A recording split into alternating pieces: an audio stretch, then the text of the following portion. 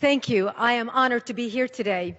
Ladies and gentlemen, it is an honor and privilege to be here today speaking in defense of Jews worldwide and the evils of anti-Semitism. As you notice, I am wearing a Star of David. This necklace was given to me by a man during a book signing in Dallas, Texas. This necklace belonged to his wife who died in a tragic accident. He said to me crying, "This necklace was my wife's favorite. She died wearing it. She considered you her hero for your work for the Jewish people. I want you to have it. Promise me you'll wear it." I couldn't find a more befitting time to honor her and her memory than now, wearing this Star of David as a Lebanese, giving a keynote speech at the United Nations in defense of the Jewish people. We are here today to address the rise of global anti-Semitism. 10 years ago, Nathan Sharansky explained, classical and anti-Semitism is aimed at the Jewish people or the Jewish religion. New anti-Semitism is aimed at the Jewish state. Mr. Sharansky devised what he called the 3D test. The 3Ds are demonization, double standards, and delegitimization. Demonization is making bizarre, ugly claims that have no basis in reality. Comparisons between Israel and the Nazis, or assertions that Israel has been committing genocide against the Palestinians, are examples of demonization. Such claims are nonsense. If Israel has been committing genocide against the Palestinians, then why has the population of Palestinians increased more than 600% since 1948? Israel must be the most incompetent mass murderer in the history of the world. When Israel is held to a standard that no other country in the world would be expected to meet, that double standard is itself anti-Semitism. For instance, Israel is a vibrant democracy where human rights are protected and respected. And yet the United Nations so-called Human Rights Commission spends most of its time and effort investigating and condemning Israel while they gloss over or ignore the massive and continuing human rights violations that occur in Iran, Cuba, China, and many other brutal, repressive atrocities. Delegitimization of Israel is to assert that of all the people in the world, only the Jewish people do not have a right to a statehood. In fact, Israel's historical, legal, and moral right to exist as a Jewish state is a codified principle of international law. This codification is explicitly based on the long, continuous, and well-documented connection of the Jewish people to the land of Israel. To deny the connection of the Jewish people to the land of Israel is anti-Semitism in its purest form. But why should anti-Semitism matter to the rest of the world? Why should the world care? It should, not merely because it's morally repugnant, which it most definitely is. The world should care about anti-Semitism because of fundamental self-preservation.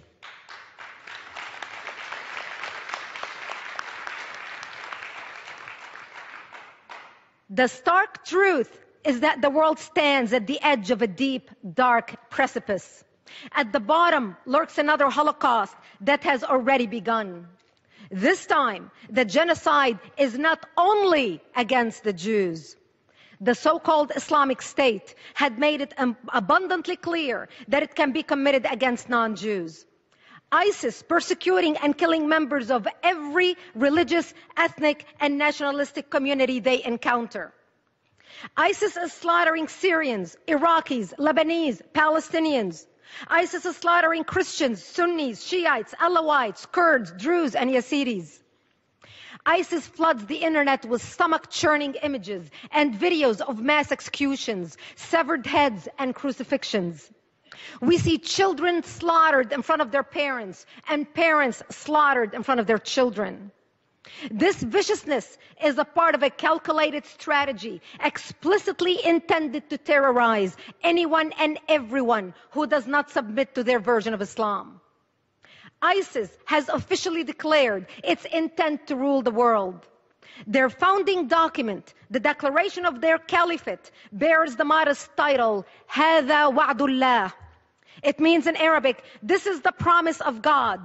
They declare that God promised to Muslim, quote, leadership of the world and mastership of the earth, end quote.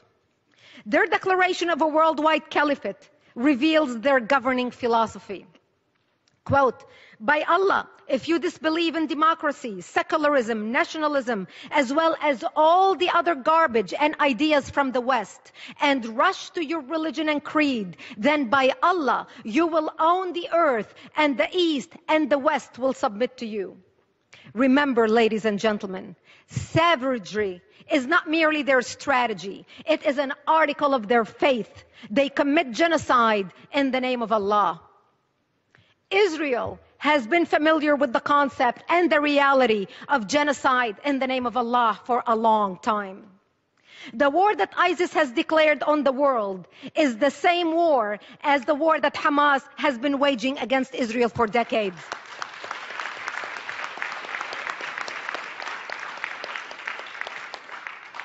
The only difference, again, is focus. ISIS seeks a worldwide caliphate. Hamas is focused on the destruction of Israel.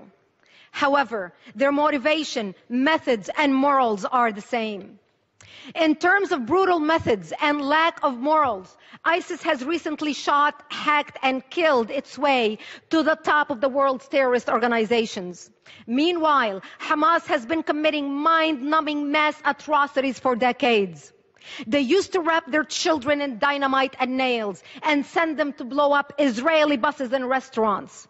They rejoiced at the deaths of Israeli children and glorified the deaths of their own. Today, they use them as a human shields. I know something about children being used as human shields. In 1976, when I was 11 years old, Palestinians in South Lebanon used me and my family as human shields. They employed exactly the same technique that Hamas uses in Gaza today. They set up artillery or rocket launchers in front of my bomb shelter and fired a barrage towards Israel. They would pack up and run as quickly as possible, leaving my family to the devastation of return fire. Today, Hamas hides behind human shields on a much larger scale. Hamas routinely uses schools, mosques, hospitals, and other civilian locations for weapons storage, missile launch sites, and other military purposes.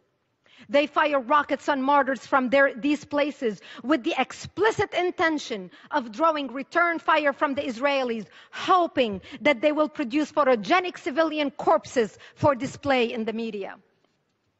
Hamas and ISIS share a common motivation. They want to impose Islam. This is the charter of Hamas, and it is in ISIS's declaration of the caliphate.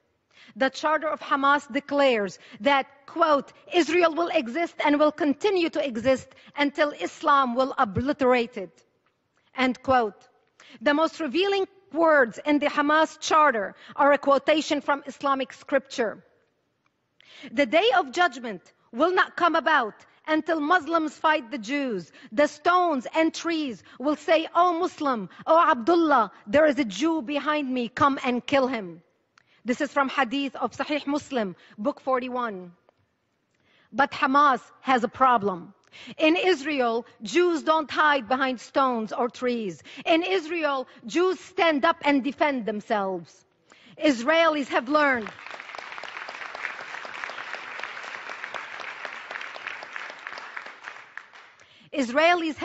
from history that if someone repeatedly says they're going to kill you, they mean it. A lesson the world is only now learning.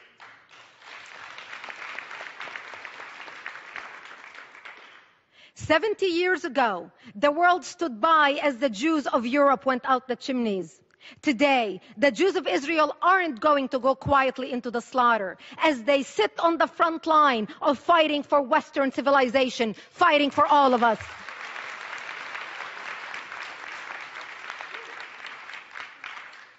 Those who seek to exterminate the Jews are not going to stop with the Jews. That should have been the lesson of the Holocaust. That must be the lesson of the rise of ISIS. Once the international mass murder of innocent civilians was legitimized against Israel, it was legitimized everywhere, constrained by nothing more than the strong-held beliefs of those who would become the mass murderers.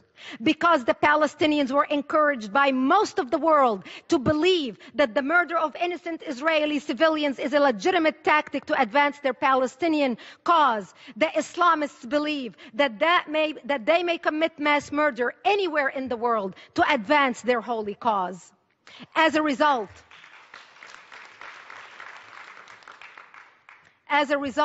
we suffer from a plague of terrorism, Islamic terrorism, from Moscow to Madrid, from Bali to Beslan, from Nairobi to New York, authored and perfected by the Palestinians. Israel and the United States are not separate targets of Islamic terrorism. The whole world is their target, and the world better learn this lesson and learn it fast.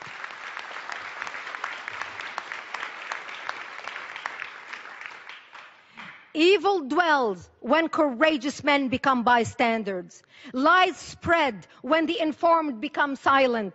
Society deteriorates when apathy replaces activism. Tyranny comes when leaders become mediocre and haters become organized.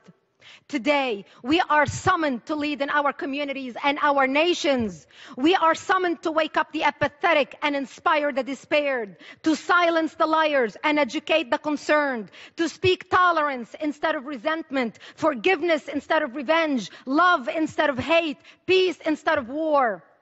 We are here at the United Nations today because each one of us is a leader and an instrument of change with history as our final judge. How will we be judged? I, as a leader of ActForAmerica.org, the largest national security organization in America, with chapters in 11 countries around the world, am committed to do whatever possible we can to stand up with the Jewish people and defend them.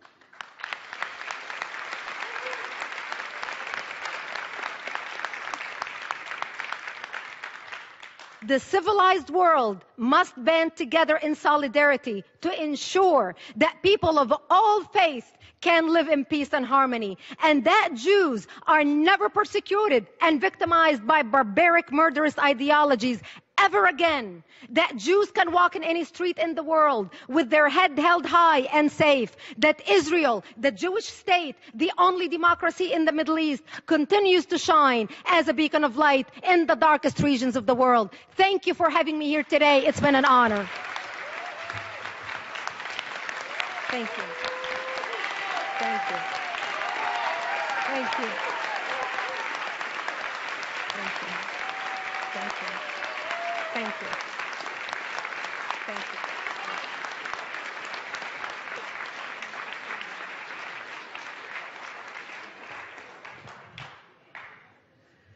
Thank you, Ms. Bridget Gabriel.